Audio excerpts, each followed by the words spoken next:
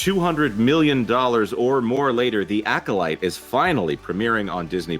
All of us have seen it, and we have some thoughts. Let's talk about the show that is either going to save Star Wars or, kill it. Let's talk about that on That Park Place.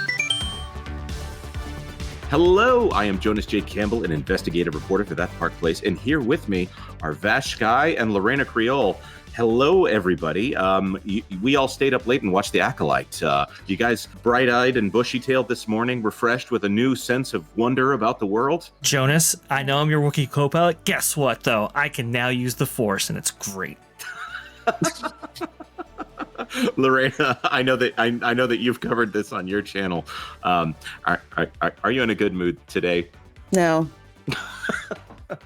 All right. So we're not going to do a super extensive review here, but I wanted to hit this really quick. Obviously, the first two episodes have been released on Disney+. They released at 9 p.m. Tuesday night, and if you count all the credits and all of the previously rans and intro cards, it's about an hour and a half, maybe of content, even less when you cut out all those things. This show, it looks expensive. I can say that. I'm going to start with the positives. It looks very expensive, and it looks like they definitely own the rights to Star Wars. Anybody else have anything they want to push in here about what's good about the show right now? Jung-jae from Squid Game. He's really good, and I would say that's a testament to his talent, because although English is not his first language, still, it lends this real credence to him being a Jedi Master. So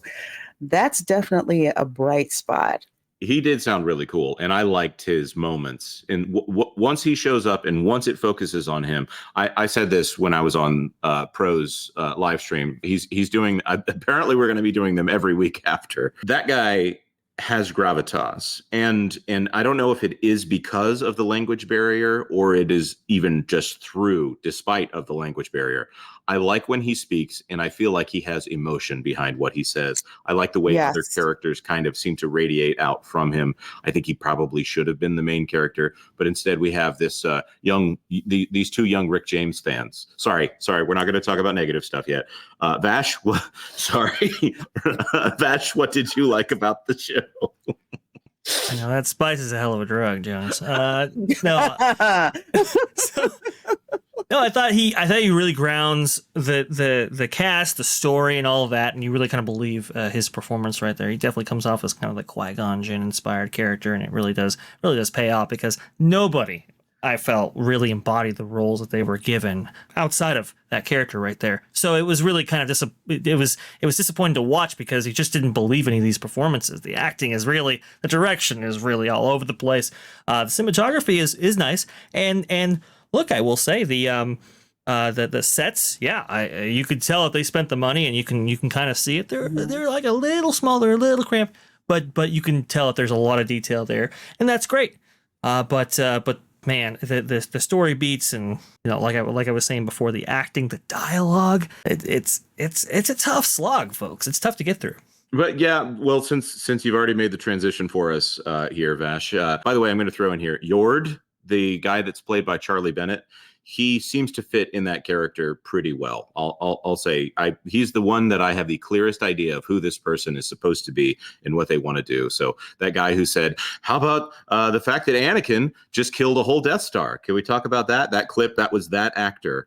He appears to actually be an actor and can play a role and fill that role. So I am going to say that positively about him. He is the most clearly defined, probably, of all the characters, minus Lee Jung-jae.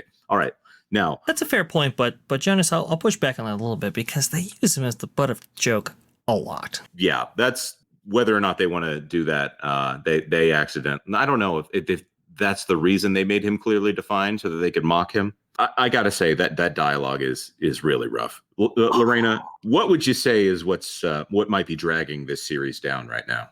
I would say lack of a clear storytelling vision from the start, because when you watch this, it feels like it's everything, everywhere, all at once. There is all this exposition about things that it's like, hey, we haven't we haven't earned the right to find that out yet.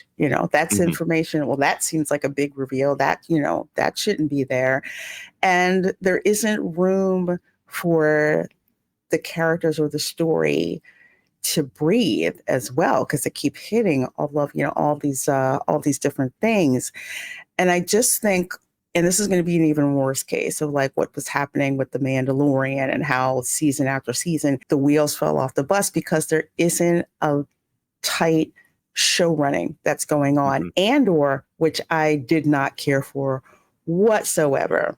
And I did watch the first 2 episodes. I'm like, you know what? This isn't for me. This is too long. I don't have time to deal with it. Story-wise, you could tell there was a coherent vision. The acting, the dialogue, the pacing, everything was on point. So from technical standpoint, their show running was exactly what needed to be done with this.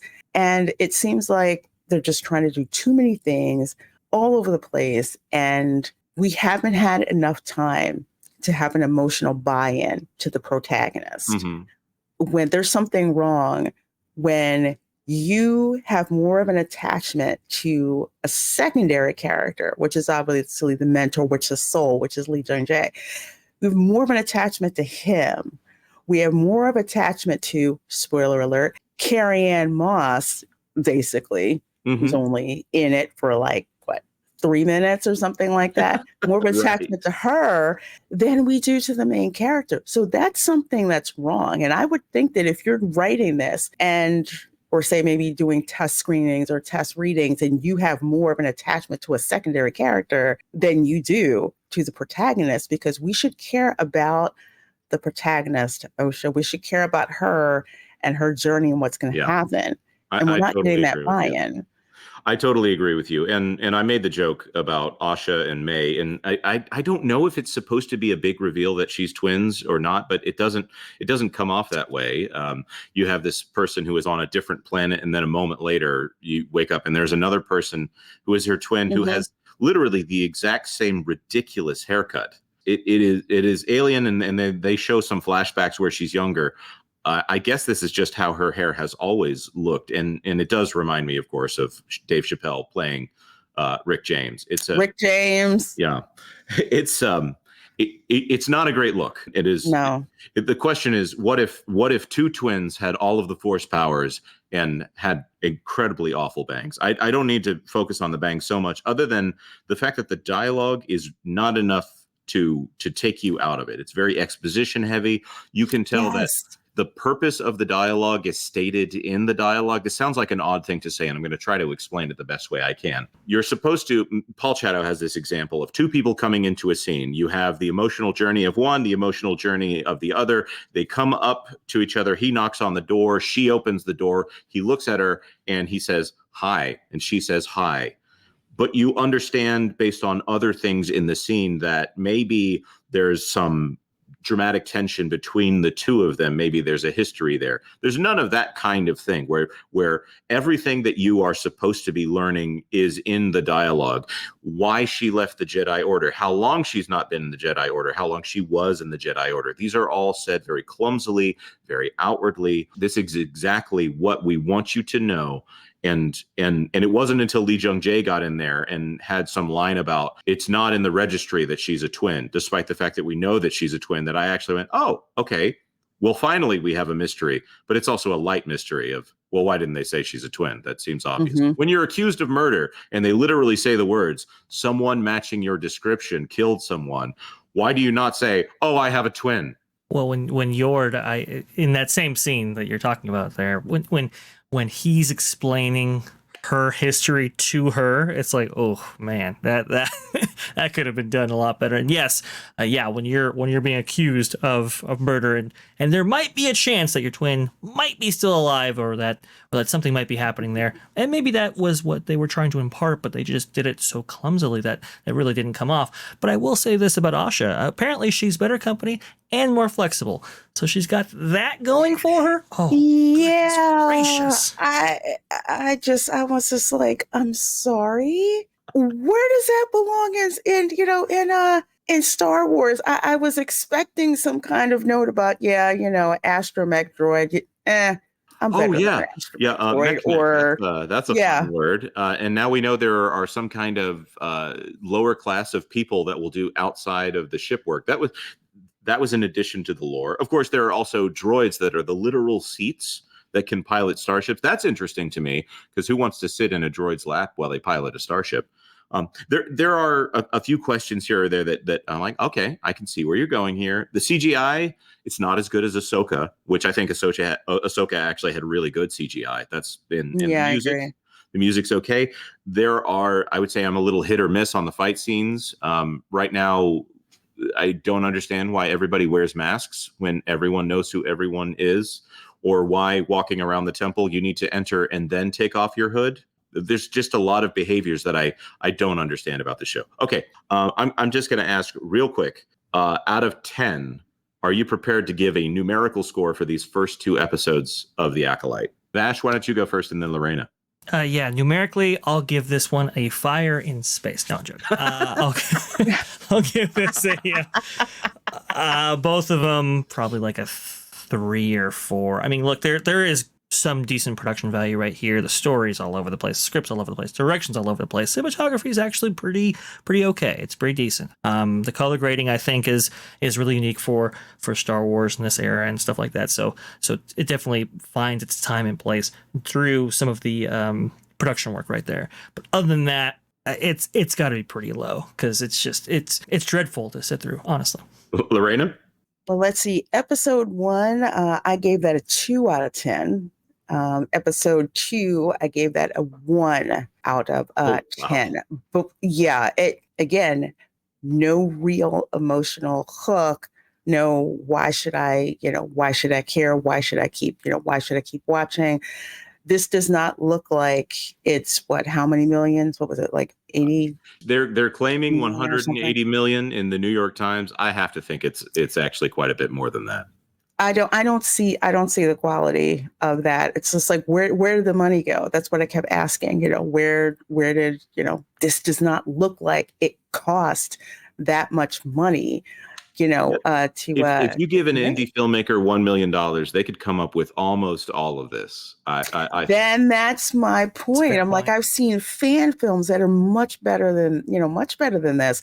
So I guess part of the reason why my score is so dinged is because we know it can be done better than this. Right. And it's not. You guys have killed what my comments were going to be here, but I'm going to say them anyways. Okay. So I'm giving this a 5 out of 10 only because I thought that there were some background additions to the Star Wars universe, like the little pip droid. I still think it's weird. I still think that thing is technically magic because, it's a flamethrower. Oh, it's a fire extinguisher. Oh, it can do this. Oh, it can do this. It's basically a smartphone as a droid. These little things all of that 5 out of 10 is production value, Jung-jae, some basic characterization on 1 out of, say, every 5 background characters. And did I say the music in there? Almost none of this is on screen. And Vash, the only thing I'm going to push back on your review is that you say the directing is all over the place.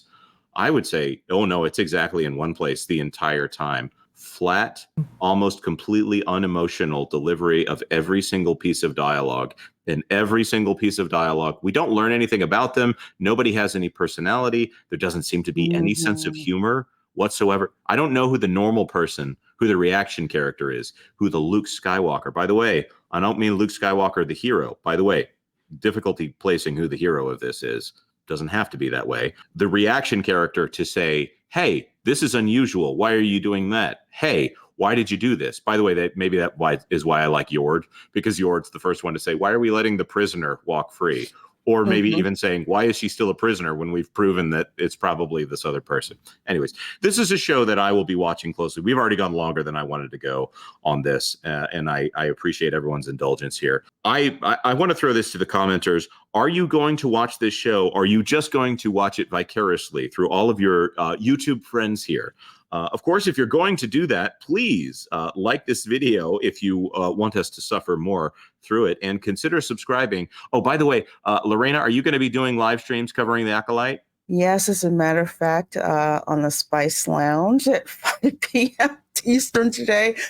That is one of the topics that we are going to be talking about. As a matter of fact, that is the main topic we're going to be talking about. And I will actually be dropping a video review a little bit later today, where myself, Syl from Syl Nation, and also Paulie, we reviewed those episodes after viewing them. So look for awesome. Look for that video. Yeah, everybody go check out Lorena's channel if you haven't done so. Please do, and of course, if you could consider subscribing to That Park Place for all the news that should be fun. Thanks for watching That Park Place News. For more information, consider checking out www.thatparkplace.com. And don't forget to subscribe, share, like, and send this out on your favorite social media accounts.